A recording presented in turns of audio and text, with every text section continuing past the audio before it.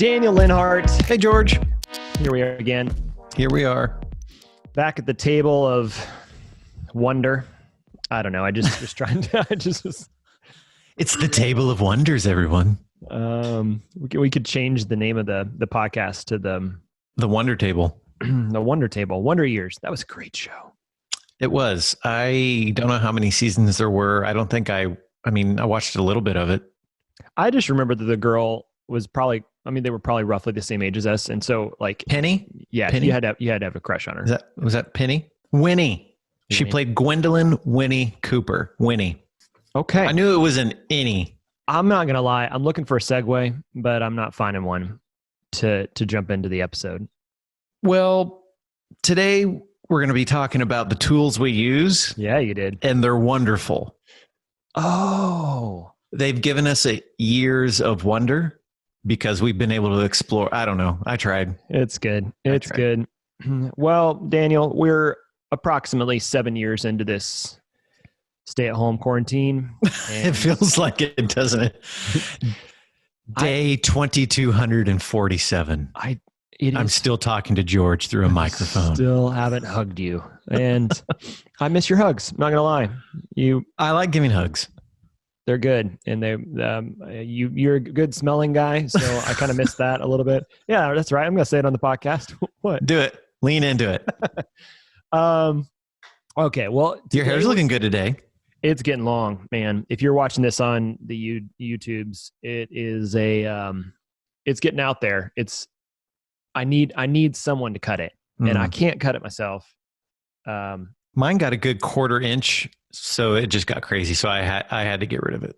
You got a 1/4 inch for you? That's long. It is. I know. It just doesn't look good, and it's hard to shave because then you have to trim it first, yeah, and then you have to shave. And this doesn't bother me that much. I don't mind the length on the top. It's the back hair, the back of the neck hairs. I'm not turning around because it's just have Jesse do a little trim back there. Well, she's not confident. She's just not really. She doesn't want to. Who's going to see it? I don't know, but I can feel it. When I'm cycling, I don't know, it like tickles my neck. I don't. Anyways, that's not what this podcast is about. It's not about hair. It's not about the virus. But it is about saying yes and figuring it out. So you could take that to your hair. That's true. So I should just shave it, is what you're saying. Just say yes. Bald. And then figure it out. So we've been talking, if you haven't been listening, which I hope you have been, about a lot of things. This podcast we've meandered a bit. We've gone in different directions. All of it has a common thread, a theme through it. We kind of started off option 5 talking really about the story of Crema, why we thought product teams were how work ought to be done. And then we started kind of boiling it down and kind of simmering it out. What is it about product teams? And we found some things around their disciplines, the structures that define them, the postures that they have, really help them to be adaptive and to move fast and to learn quickly. And right. Yeah. But and then of course now we're reacting a little bit to the new world we live in, which happens to be my bedroom. Right. I'm in a basement playroom. Yep. Not the office. I did actually go into the office to grab. What did I grab? A desk and a chair. Oh, I did the same thing. That's right.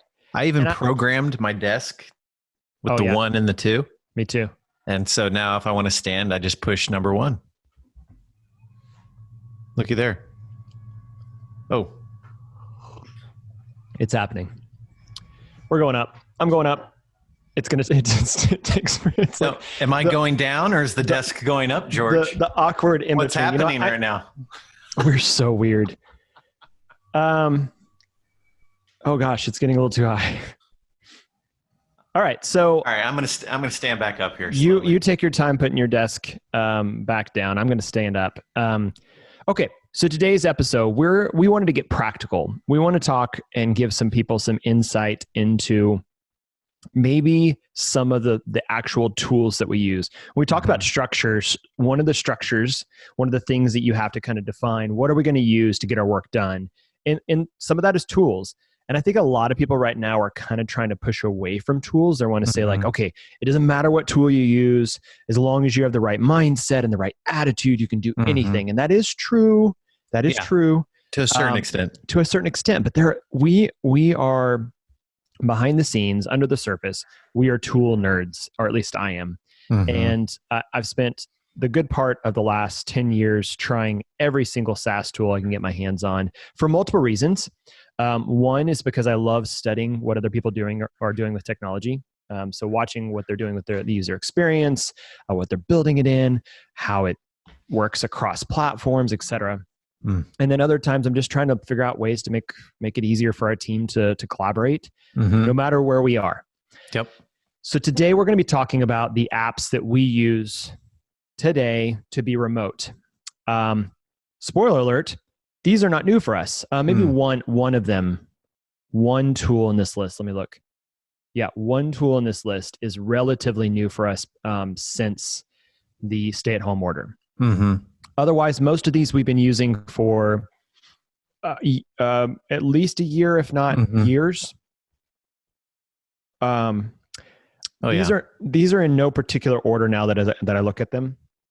But let's start, Dan, with the traditional, rock solid email app. You know what I mean? Gmail, right? So we happen to be on Google G Suite as a company. That probably alone was the number one thing that made it easy for us to go home, because we weren't dealing with an email server, right, through an enterprise or through our back at the office for somehow, and the security measures that it took to connect to that. I personally use the web browser. I like Gmail's interface. I've gotten used to it. I used to use Inbox. I do miss Inbox, which is so clean. Do you use an email client, like anything that pulls in your Gmail? No, I use the browser. I mean, their Gmail mobile app is fantastic. Yeah, I really like it. I didn't used to like it, but the last 6 months or so, it's been really good. I mean, I don't even really fully remember what Inbox looked like on mobile. Really close to the Gmail inbox. Right. Now, it's incredibly different on the web, but from a mobile standpoint, it's fantastic. It's easy. I just use the browser. I mean, let's be honest, what Google did through Gmail, even Google Calendar, if you are an entrepreneur or small business owner, I mean, you don't need to go to Outlook. You don't need to spend a ton of money on whatever email client you want to use. Gmail allows you to get set up very quickly. I mean, you can't really go wrong going with Gmail. It's funny. This is going to sound really bad. It's just kind of judgy. I used to, when I see someone... You have Hotmail? Yes. If somebody has a Hotmail or they have an Outlook account, or what's some other ones? Or like if you can tell they're using their internet service provider email address. Was it sbcglobal.net or .com or there's a part of me, it's just like, oh. It's just like you're missing out on just something so easy. It could be easier. How judgy are we? I mean, that's super, super bad. So I will say, I love Gmail, and I honestly, Jessie, my wife, she uses Outlook for a couple different business things that she does. I have seen the new Outlook, and it does look slick. It's pretty slick. It just feels, it's still, I don't know. I'm still got the whole like not hot on Microsoft vibe going through me, the Mac fanboy, but it does look pretty slick. And so I'll give it some props. There's been lots of email clients that have come through over the years. Mailplane was one that I used for a bit. Airmail or something like that. Airmail was good. I used one other one. I can't remember what it was. Postbox. I think Airmail was the one. And then there's I really liked Airmail. Trying to do some things with like security. So I think Spark or something like that does some really high security measures. So, but email is in many ways the backbone of a lot of businesses. We actually pretty quickly go from email is primarily used only for external communication with like third-party groups. Right. Maybe our vendors or initial conversations with clients and still sales. Yeah. Still conversations with clients, but even then we're pulling clients into another app that we'll get into here in a little bit. Yeah. Well, let's like make that transition. So we pretty quickly get our clients off of email and into something that's far more collaborative if they'll go for it. Sometimes they don't, but we try to bring them into our environment, make them feel like they're part of our collaborative team, which means we're immediately inviting them into Slack. Right. That can be done one of two ways. You can bring them in as a guest account if they don't already have a Slack account and they don't mind jumping over to your Slack workspace. Right. But which is pretty seamless. Yeah, it's pretty seamless. But you can also do shared channels. So if they have a Slack instance and you have a Slack workspace and they have a workspace, you can create a shared channel, which is actually pretty cool. We haven't done it a lot, but when we do it, it's pretty nice. And a lot of our clients have adopted Slack after using it with us. So that's very cool. Yeah, and even in with being quarantined and stay-at-home order, I've had conversations with people that are like looking into Slack or Microsoft Teams. There's actually quite a few out there that I didn't really know about. There's a new one out there. I can't remember what its name was, but it looked pretty good as well. An organization I know that just went with Teams after the top 4 were Slack, Teams, and then 2 others. Yeah, I haven't used Teams. I mean, I've heard that it's actually pretty good. Yeah, but, I have too. I think from a price point standpoint, Teams was going to work better for them. Yeah, that's what I've heard is that Teams is slightly less expensive. That was kind of their competitive advantage. I like Slack because it's just so integrated. It is. I don't know how well Teams is integrated, but with Slack, I mean, I get Slack updates if someone shares a Google Doc with me, a Dropbox paper doc. I mean, anything we use. Anything can get integrated that way. I get notified through one app, but then I can go out and do the processing or whatnot through the other app. I would say that Slack is like my hub and almost, I think this is true. Slack and maybe my calendar, right, are my hub. And then everything else is a spoke that's kind of reaching out from there. And then I bring it back in some way. Yep. In Slack, we use channels. So we have channels we have 40 people on staff and we have channels for kind of all of our different topics. And then any craft team you're on. So like a design channel, a dev channel, a product management channel. And then I think you guys have an ops channel as well. We have a sales channel. There's a lot of channels. Now, most of the company is probably on average, maybe less than 10 channels. Right. Some of them are cultural. Some of them are teams that they're on, and some of them are actually clients that they're on.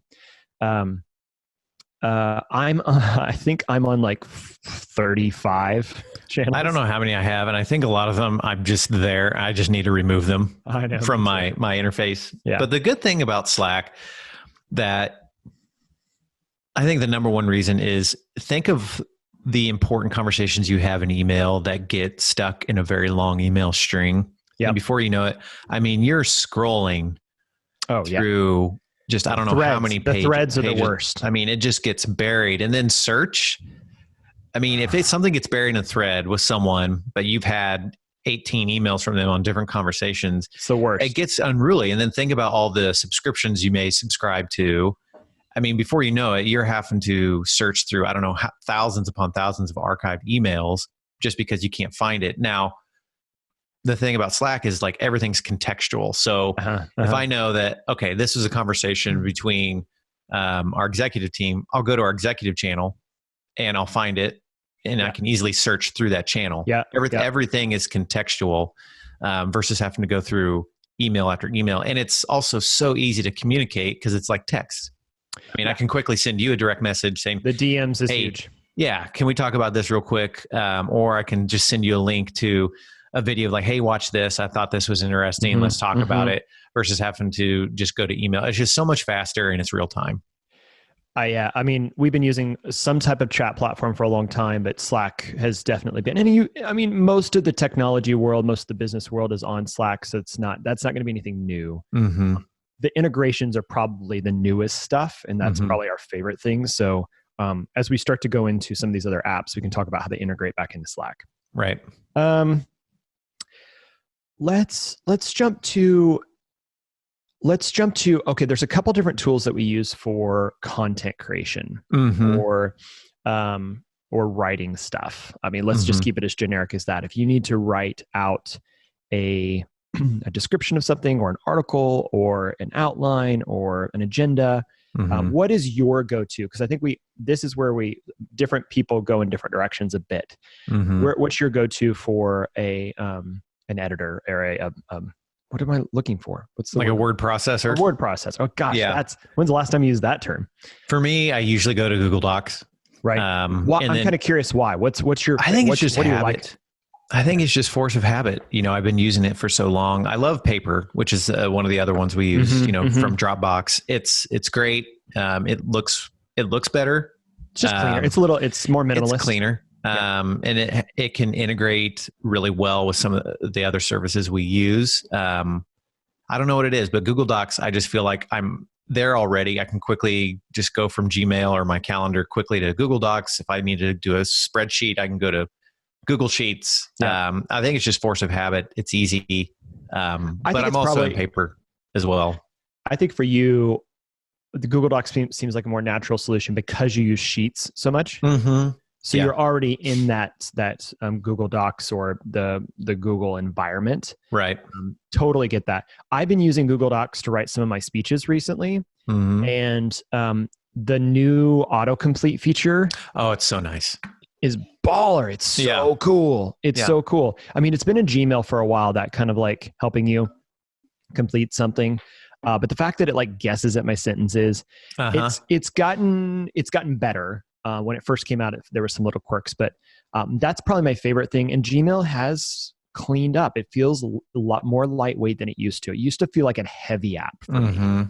So that's why I was always looking for something other than other than Google Docs. I use Paper a lot. Primarily, I think the number one reason I use Paper is because it's a Markdown. So being able to use, if you're not familiar with Markdown, it's just a basic way to create outlines and page structure using keyboard shortcuts. So for instance, like you can do pound or hashtag space, and that creates a header, or hashtag makes an H2. And then you can bold things with, star and stuff like that. That's primarily why I like Paper. And I like it also because it's a live document, has some nice integrations, though I don't use those integrations very much. I don't pull in stuff into Paper like some of our product managers are really good at that. We don't use I guess I didn't put Dropbox on the list here, but Dropbox and Paper, you really have to just think of them as two completely separate products. Right. Just if you're thinking about moving to Dropbox to do a bunch of things, just separate those products in your mind. They don't work together. It's super frustrating. They should work together, and they really don't. Right. So Paper, Google Docs, and then I'll add another one that we've more recently, our product teams have started introducing, and that's Confluence. So if you're part of the Atlassian suite, which includes Jira, Confluence, they have a couple other tools. We don't really use the other tools all that much. I'm drawing a blank, but they've got a whole suite of tools. But Jira and Confluence are the only ones we use, and they integrate really well too. Yeah, and especially they talk really well to each other, right? Built by the same teams. I like the idea of Confluence. I like its organizational structure really well. So how it saves files and where it puts things. But I do lose stuff in there all the time.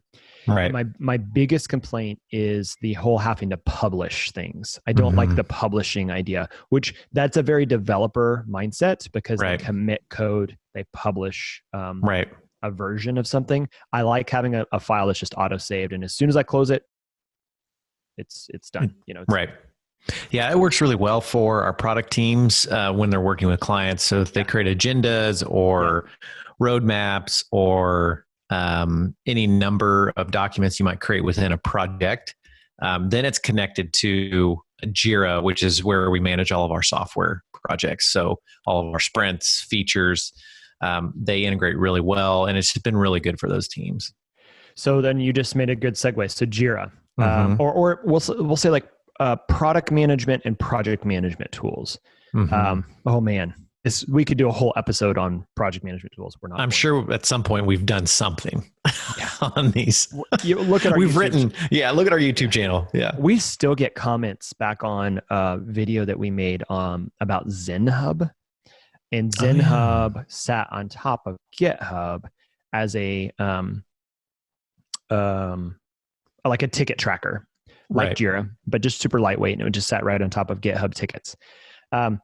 We moved to Jira. I was a pretty not nice person about Jira for a long time.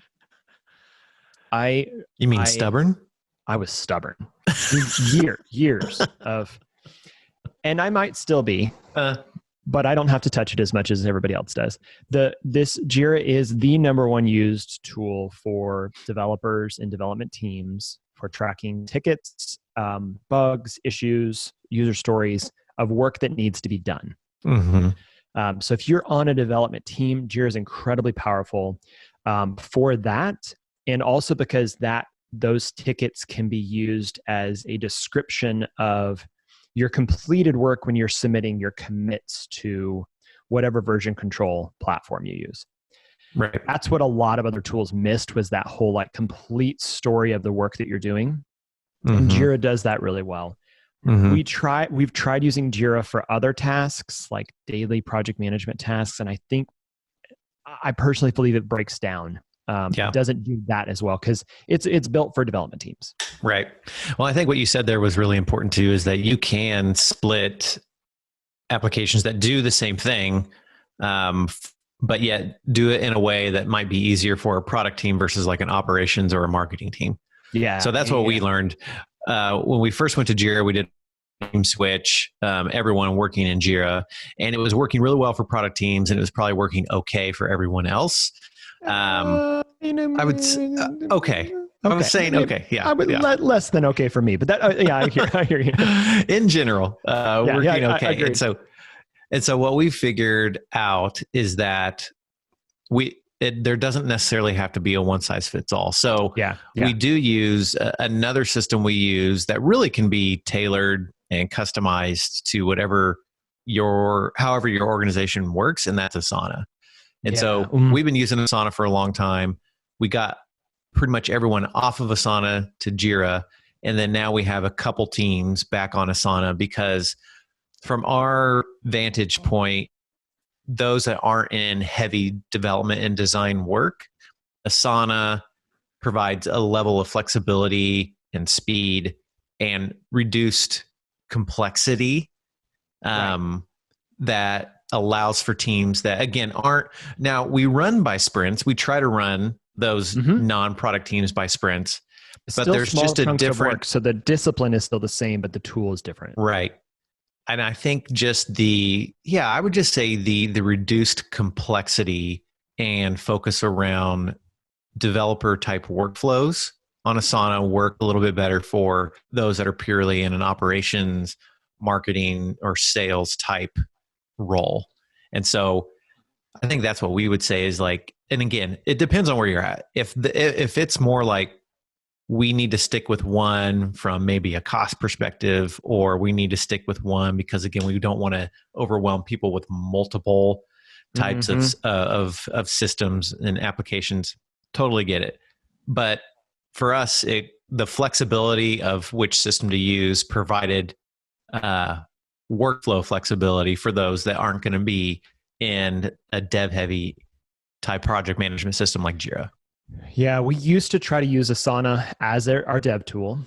We did that for a couple of years. The biggest issue is that you didn't get the complete story of work, so you couldn't commit issues like Jira can do. Asana is extremely flexible, which can be really awesome for someone who wants to nerd out on creating your own designed processes. If you want somebody to tell you how to work and structure your work in a certain way, so like force a sprint structure and force disciplines through the software, then Asana is not that tool because it's almost so flexible that it can be overwhelming. Like, what am I supposed to do? They've added a bunch of new features, and we won't go through the features, but I mean, really what it comes down to, both of these systems, both these products are about creating issues, tickets, tasks. seeing them as a team. That's really important for us, is that the team can see each other's work.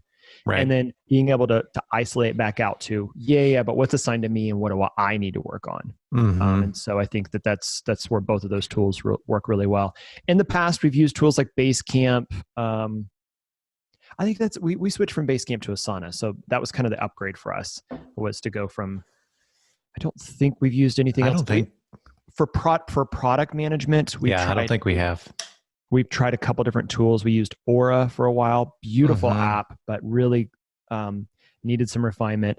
And then Zen Hub, like I mentioned before. So we're throwing all these out there just to give you some things to go Google and search.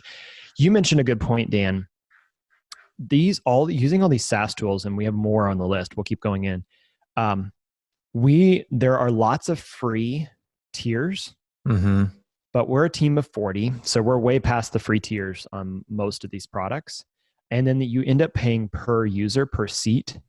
So one of our largest costs outside of human resources, outside of people, is in these software solutions. Absolutely. I think Asana, we're paying thousands of dollars a year. Jira, we're paying thousands of dollars a year. So it can get expensive. And even Gmail now. Gmail used to be really inexpensive, and now you pay per seat, and the costs add up. So you just need to do the math in your head. How big is your team? And it's going to scale based off how big your team is. Yep. Okay. So project management, your document editors, I would say that tool set right there, we could do 90% of the work that we do. Right. Slack, email, Gmail, some type of word processor, Google Docs or Paper, and then project management through something like Jira or Asana. That's the majority of what we're doing. Each of the craft teams have different tools that they're using, but that's kind of the bulk of the work. There's 3 on here, though, that really are the icing on the cake. And they've really, at least 2 of them have been getting a lot of just cred and a lot of advertising. Some of it good, some of it bad. But they've got to fix. So Zoom is one.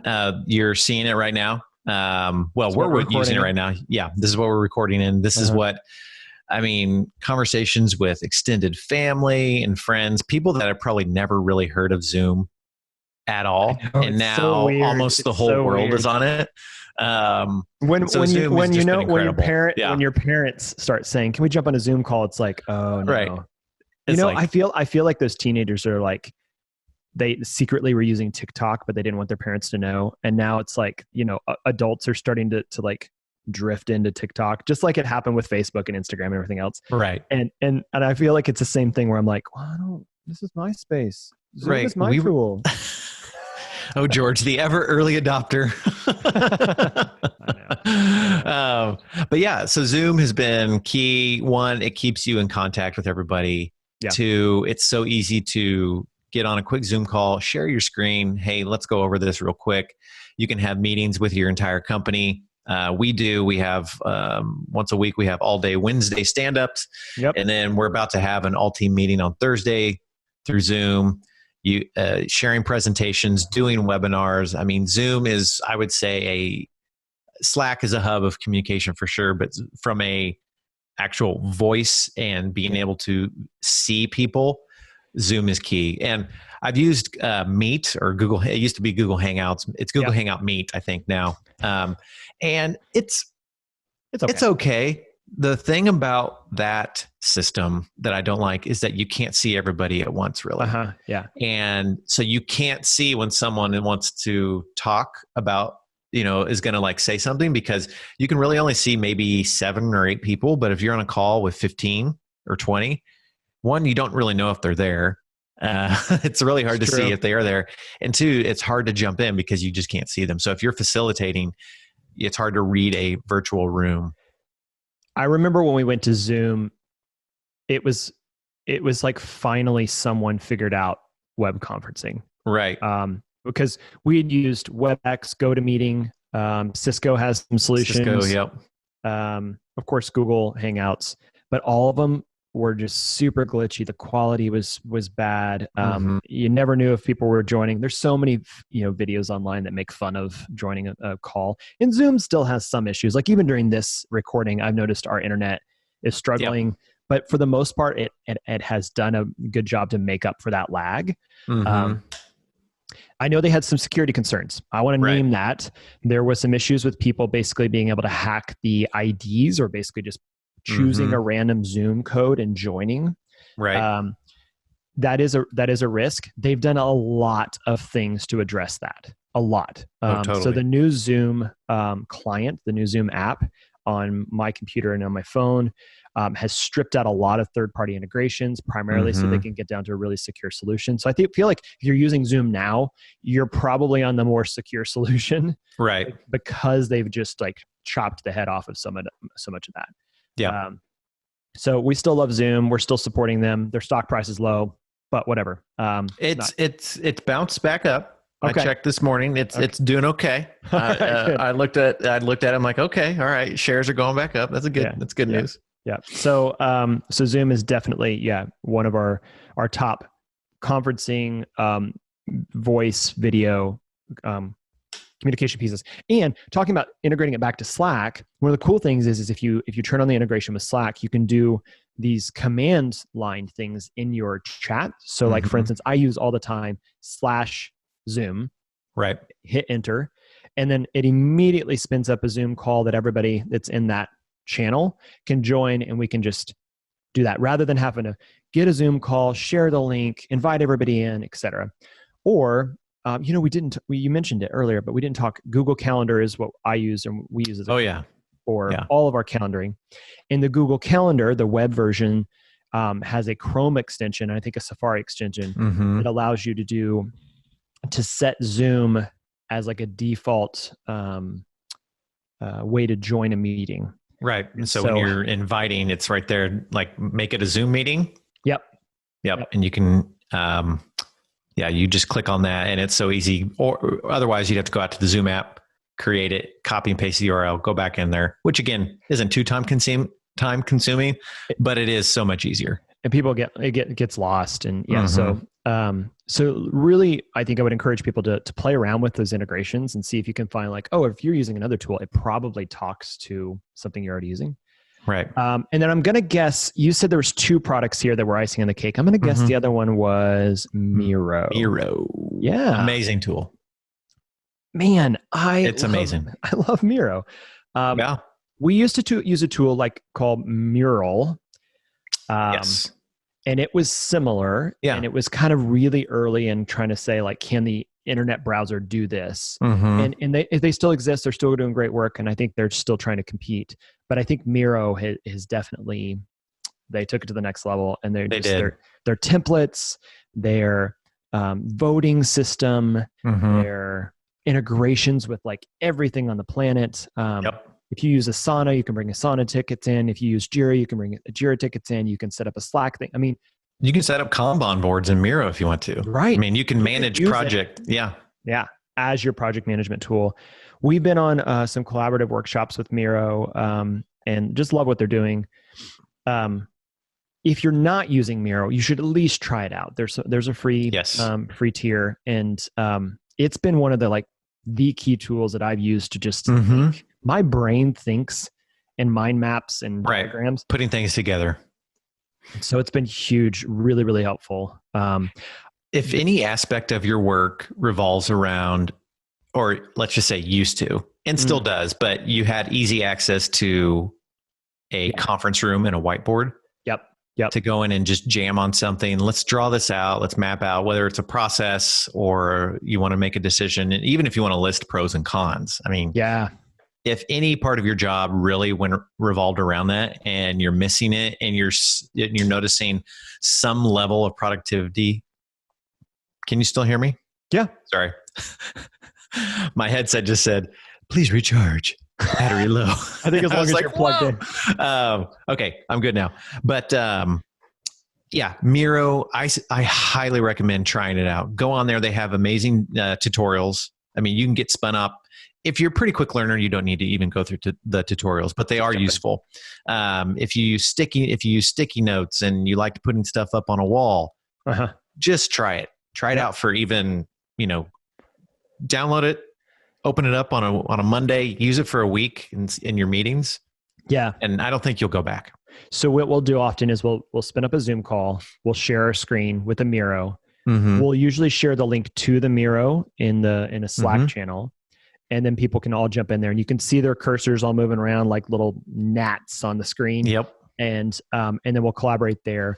If we want to have like kind of a democratic vote on something, there's a little thumbs up at the bottom of the screen is probably one of our favorite features. And then you can set timers. So you say like, hey, everybody go after creating as many ideas as possible. And you set like a timer to have like a 2-minute limit or something. Right.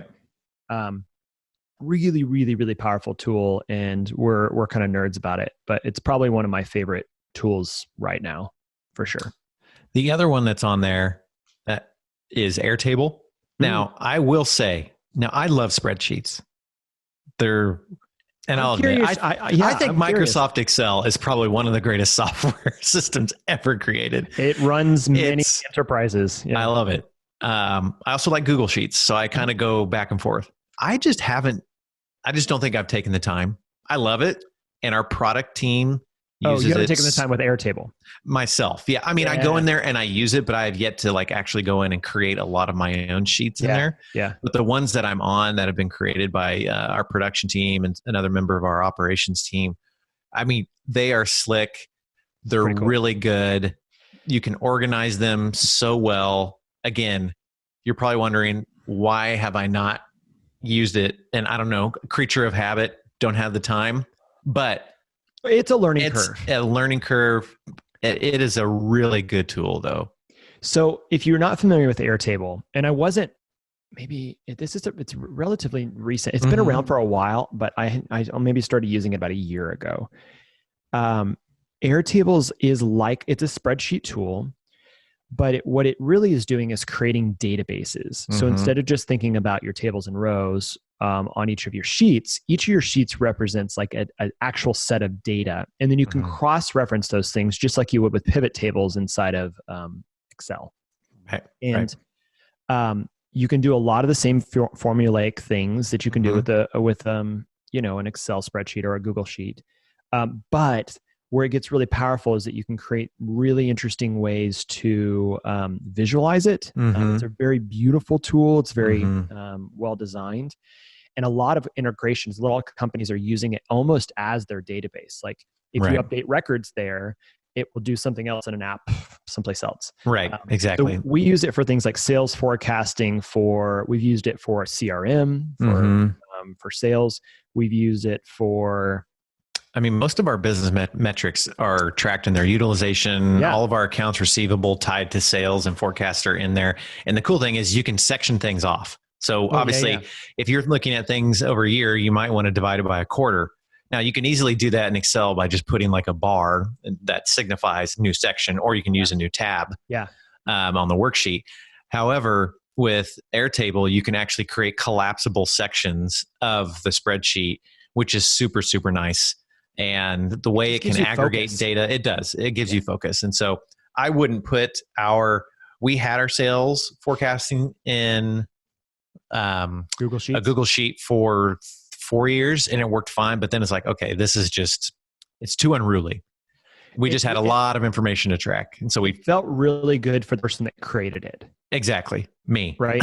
Yeah. Right. No. And that's what I'm saying is right. And I think that's actually a really challenge of all these tools. If you're the person that is championing the use of one of these tools, you're going to be the one that actually probably likes it the most. Yeah. What you need to do is spend time really getting your team to adopt it and to use it and try it and get their hands dirty and just build a new discipline and build a new habit in using a new tool. People don't like change. So this is going to be a lot of change if you introduce tools like this. And it forces you to organize it in a way that anyone can read it and use it. Whereas if you're creating a sheet in Excel, the way I think input things in, a sheet in Excel or Google Sheet is different than someone else. Yeah. And so the good thing that Airtable does is it gives you a common way to delineate. So be able to collapse sections in Airtable is the common way to delineate new section versus in Excel. I may use just a black bar.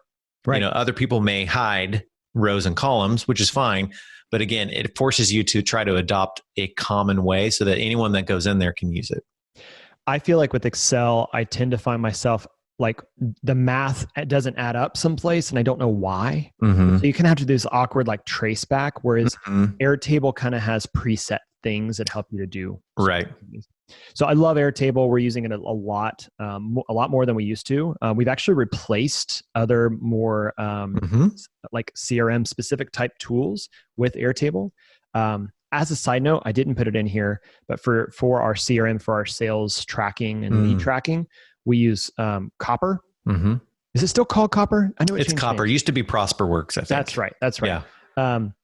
And just if you're looking for a good sales CRM that works really well with Gmail, Copper's fantastic.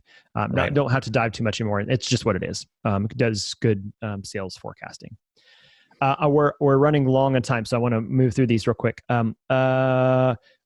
More recent, you've only used this maybe in the last week.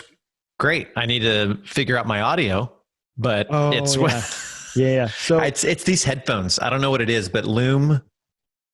Oh, that's what we're going to talk about. For whatever reason, does not like these headphones. So I don't know. I think I'm going to try just my Apple earbuds, but for whatever reason, because it did it with another one, it cut out the last 30 seconds of these. I don't know why.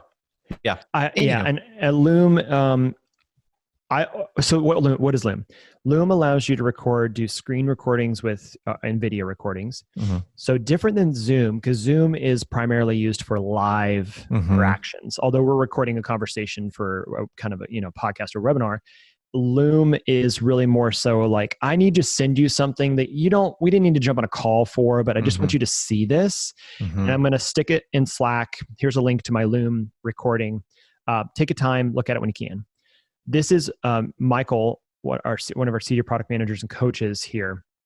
He does, he's really good at thinking about asynchronous work. So this term asynchronous, and we'll unpack this more later, is this idea of not having to be in the same place at the same time doing all the work, but still avoiding silos. So how do you do that? Primarily, it's through tools like Slack or like Loom, where you can say something, leave it on the table for the person or leave it in the channel for the person, and say, when you get a chance, take a look at it and then respond back to me when you're available. Yep.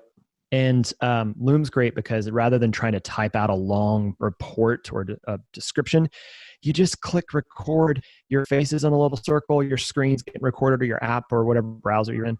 And you can talk somebody through like, hey, I wanted to explain this, this, and this, and this is exactly what I was thinking. And Michael's Looms can get long because he's just like really... He calls it out though, doesn't he? Yeah, he does. Yeah. So he'll actually tell us, he's like, hey, FYI, I said a lot here. Listen to it on time. And you can speed it up. So right. It's like, listen to it on 1.5 or times 2. Yeah. And he's right. It's fine. I can get through it pretty quick. So Loom's awesome. So this is where the universe of apps connects. I will spin up a Miro board. I'll be looking at a website or a product that we're working on or a campaign that we're working on. I'll be looking at the site over here. Oh, okay. So we'll go down the rabbit hole. I'll be looking at something in Webflow, which is what we use for our website. So another SaaS tool we use to host and manage and design our website. I'll be looking at a page in Webflow with my growth team and my marketing team. I will then go, I need to describe this in a better way. So I'll spin up a Miro and I'll diagram out what I want or a flow that I'm looking for, or maybe the content, how I want it laid out. Then because I don't want to bug anybody with it, I'll go ahead and share that Miro in Slack, the link to it. But also I want to describe what I was thinking. So I'll do I'll do a Loom. I know this is probably going to make some people like, you're insane. I'll do a Loom video to describe both the page that I was looking at, and then I'll jump over to the Miro and describe what I want the new thing to be. And then I'll copy and paste the Loom into Slack. So again, bringing it all back into our hub to my growth team. And the great part is they'll be like, oh, cool. that was the page he was talking about. Here's a diagram of what he's looking for moving forward. And if they have any questions, they can drop comments, or we can jump on a call with Zoom if we need to. Right. That's how these things all kind of end up working together. So none of us are ever in the same room, which is amazing that we live in 2020 and that's possible. Right. So Loom, those are kind of our core business across all teams. They all work. Specifically as it revolves around remote work. Yes. Yeah. I have some other things listed here. I think I'm going to save them for another episode. There are craft specific tools that we use that make it actually really great. And just to hint at them, things like GitHub, which is version control, so we can commit from anywhere. Figma is kind of our newest favorite design tool where you can do collaborative design work, UI work. Zapier lets you connect apps together. I'm not great at Zapier. Some of our team is awesome at Zapier. And then one called Ecamm Live, which is kind of a new tool that I'm nerding out on for doing live broadcasts. But lots there, guys. There's a lot. How many tools do we cover? Let's see, 2, 4, 6, 8, 10, 11. 11 we dripped in maybe 4 or 5 more supplemental Webflow and things like that.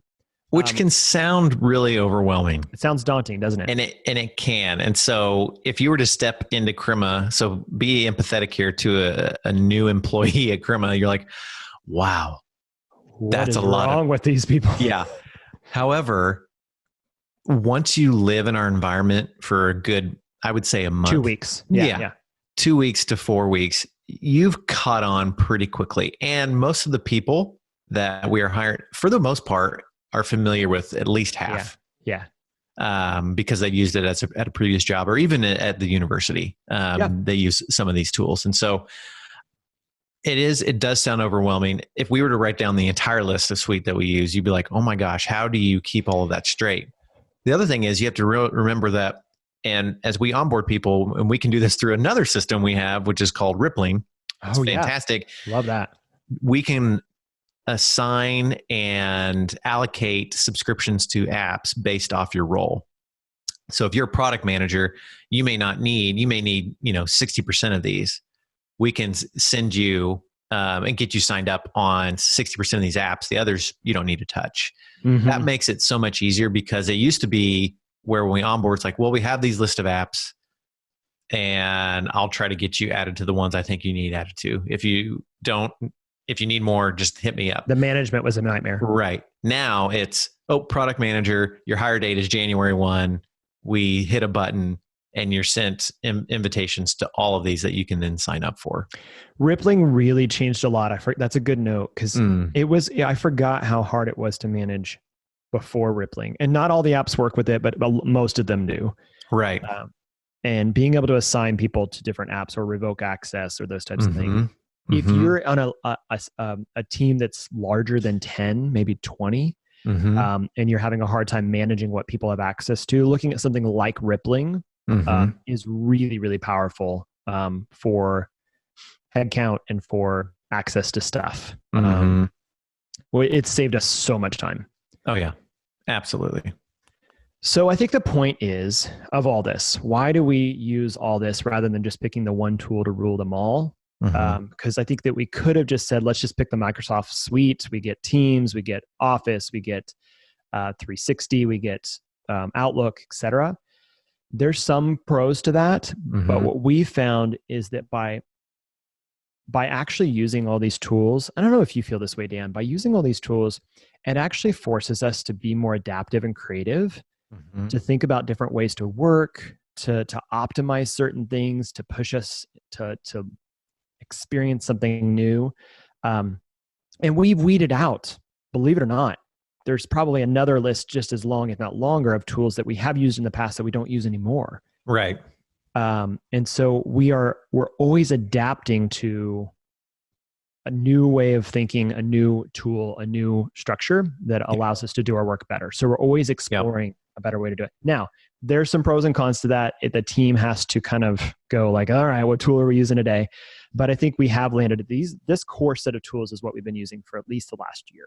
Right. Well, you want the best tool to do the job. I mean, it's like if you walk into a work site, you don't just have one tool. That's right.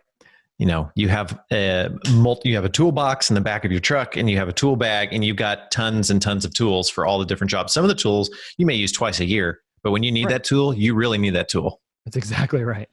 So, I mean, you just can't use a hammer, one tool to rule them all. And so, again, using that analogy, we are trying to find the best tool within reason. Some of these tools will serve more than one purpose, and that's great. If you can find one that serves 3 purposes, fantastic. But finding one tool to serve them all, they're not going to be able to do everything well. Mm-hmm. And you're gonna skimp on something to get really good at something else, or to save money to have one tool to rule them all. So our recommendation would be to try out a whole bunch. Most of all of these, you can do a free version. Yep. And then just weigh it against the pros and cons. I mean, if it'll help you do your job better, it's a little pricey, but you might save in productivity, higher quality, serve your clients better. I think we talked early on a couple different episodes about this idea of the network thinking, right? And I think what I really love about using a suite of SaaS tools or software service tools is that instead of trying to use one Behemoth app that is trying to do all things but not doing it well, like you said, you can use the network of tools. And in a modern 2020 age, they all talk to each other. Right. So you don't have to feel like you're jumping from tool to tool. Instead, you're like, oh, how do I pull this in? How do I grab something from here and share it there? And that's what becomes really powerful. You have to shift the way you think, because you have to think about an integrated network, right, rather than a machine, a behemoth platform. Right.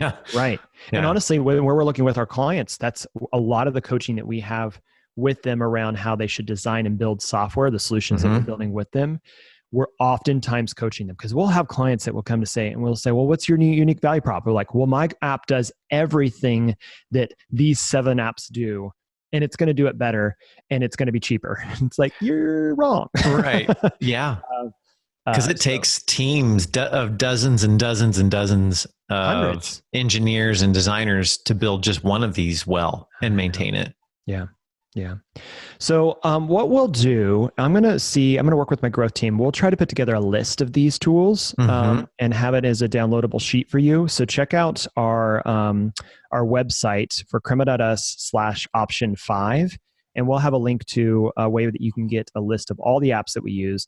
We did write a post on Medium a while back that was like the 34, but it was actually 38 tools that we use to run our agency. At that point, who's counting?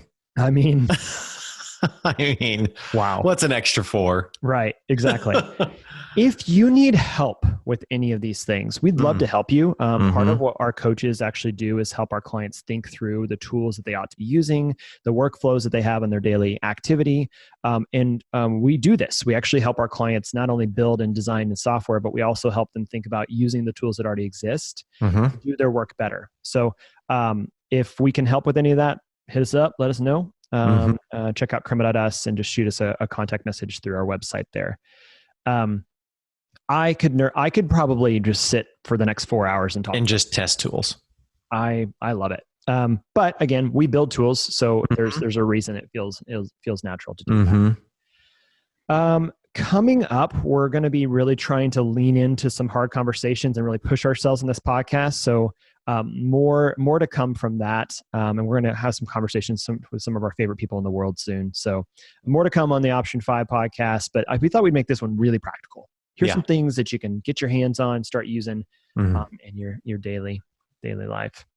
Dan, what do you got planned for the rest of the day? Anything exciting? Got it? Well, we have a presentation at lunch, all team lunch and learn. And then I am in meetings until 4:30. I have, so I'll be using Zoom a lot. We're going to be using our tools. I have an ops meeting, and then I have a leadership team meeting with you, yours truly. I'll be there. And Matthew Cole. Yeah, it's a busy season, trying to push things forward. I know everybody feels that right now. Trying to have a posture of making sure that we hold things loosely and make sure that we're really trying to serve our clients well. But some of these tools help us to do that better, I think. Oh yeah. Yep. You will, and if you can learn to use the tools right, especially what George said about the integrations, it can make you so much more productive. Yeah. Okay, more to come on the podcast, but I hope this is helpful for you guys. And as always, thank you for listening. Thank you for subscribing. If you haven't already subscribed, why haven't you? Why don't you just click the button? Yeah, I mean, if you're listening for the first time, you click do it right now a billion times a day. Why not just click that one? Right. What's a billion and one? That's right. At that point, it's not even a real number. That's right. So go ahead and subscribe. We would love for you to drop us a review. So give us a 5-star review, preferably on iTunes, because I think it's the best place to do it. But if you're listening to us on any other podcast, go ahead and share a link to it to your friends, your families, your loved ones. And I think that's it. We'll see you guys next time. Bye, everyone. Bye. My name is CK Hicks, and I'm a lead architect at Crema. My role includes working with and for the development team to keep them unblocked in their daily work.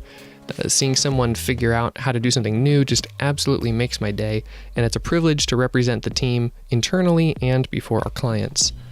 I really enjoy working at Crema because it's a team of humble, confident people who love to learn and take care of one another, and I especially appreciate seeing how an idea can come from any one person and eventually grow into a posture that we all share and embody.